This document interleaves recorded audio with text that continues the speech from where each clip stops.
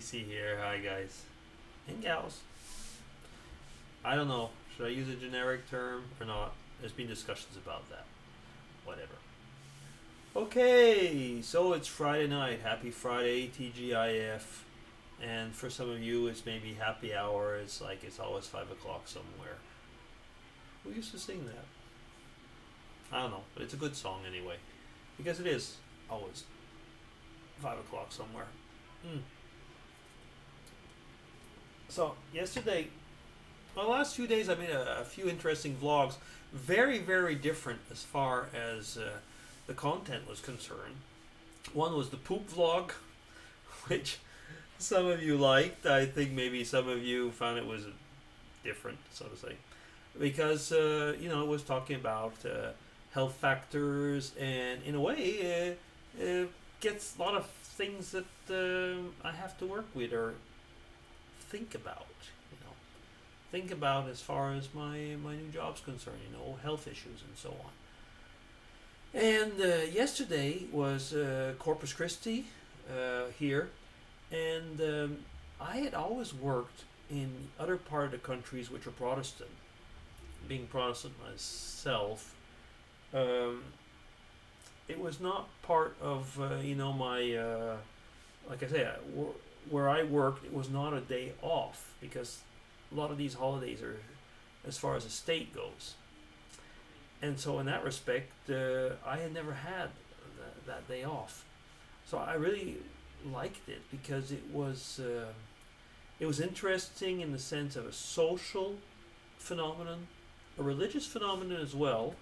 Because there was a lot of people there, and I mean, you could see, and where I see that there was a lot of church-going people is when there was, you didn't get that in the film very much, in the video very much, but people were singing along, and there was like no papers or anything, and the people were singing along. So you could see that a lot of the people knew the songs, and I mean, these were not just like the standard church songs all the time. Funny as well was, I would say, the guilds, whichever way it's called, the societies, the Society of Malta, and so on, and a lot of these things. In a way, it was really cool.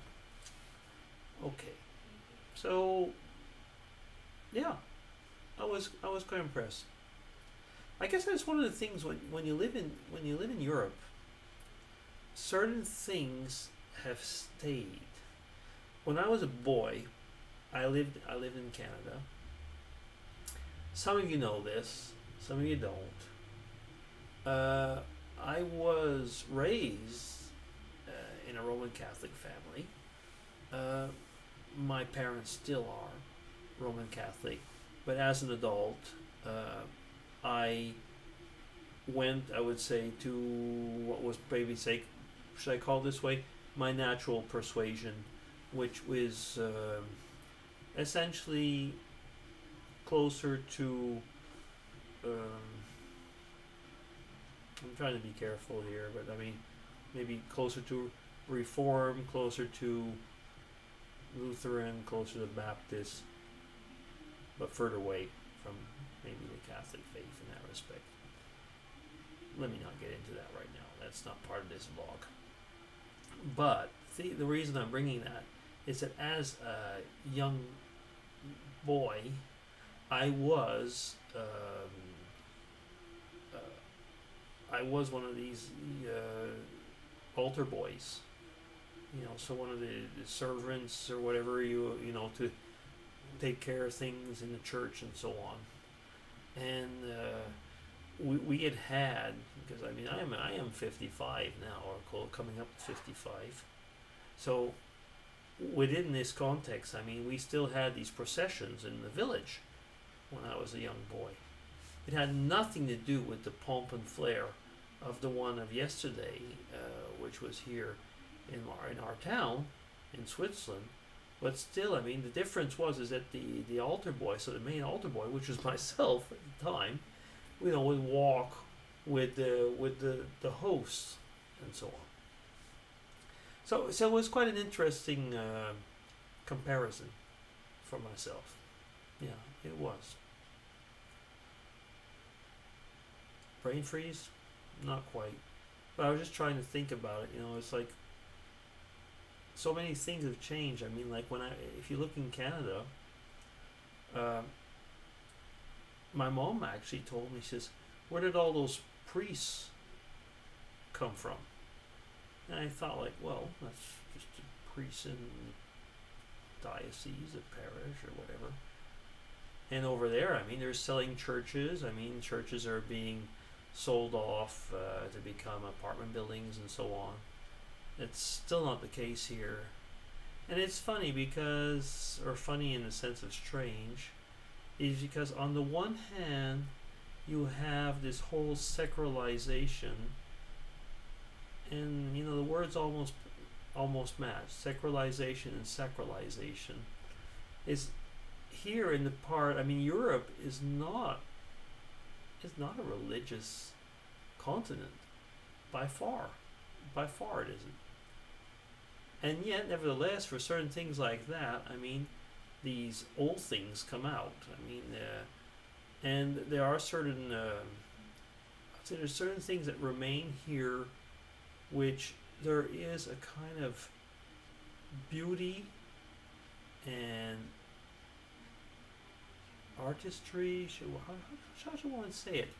Aesthetics that stay with the sacral way of doing things. Now, don't get me wrong, I would say that 99% of the people that were in that parade yesterday don't really care all that much, you know, about religion and so on. Well, anyway, I'm saying that number. Maybe it's 90, maybe it's 80, who cares? The fact is that, I mean, there's very much into the fact of societies. It's a societal thing. I'm getting back to the States right now. People often say, let me check the minutes here.